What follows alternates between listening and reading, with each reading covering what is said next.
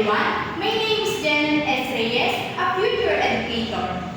Today, we're going to talk about communication and collaboration. What is collaboration? Collaboration means working together to reach a goal, often using digital tools like emails or video calls. It involves sharing ideas, respecting opinions, helping one another, and solving problems as a team. It's an important skill in school, work, and daily life. Example of collaboration. A group of students working together on a group project using Google Docs, where each member adds ideas, edits content, and helps complete the assignments on time. Now, what is communication? Communication is how people share and understand messages through speaking, writing, or digital tools.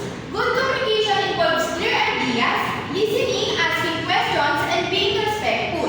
It's important today because we often connect with others using technology. Example of communication.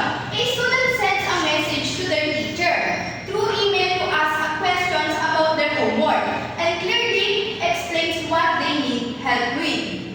Okay, group yourself into two groups. Okay, meron lang muna natin itong activity. Group yourself into two groups. Ang gagawin nyo ay pass the message. Go. Okay, magpapaunahan kayong sumagot din sa whiteboard. Okay, ito yung question. It is a skill that involves sharing ideas clearly with others. Okay, 1, 2, 3, go! Go. So, ito na yung huli. Go. Okay na. Okay, sino kaya ang nauna? Yung group 1 ba o group 2? Okay, group 1 ang nanalo. Meron ng 1 point ang group 1. Ngayon ay kailangan na lang nila ng isang panalo. Okay, pangalawang question. This type of tool helps people talk and work together online. 1, 2, 3, go!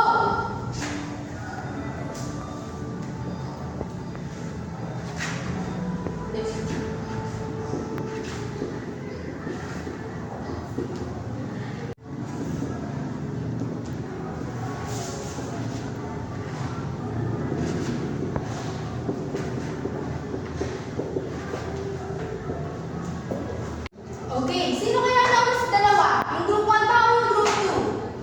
Okay, ang nanalo ay yung group 2. Okay, pangatlong tanong. It means working with others to achieve a common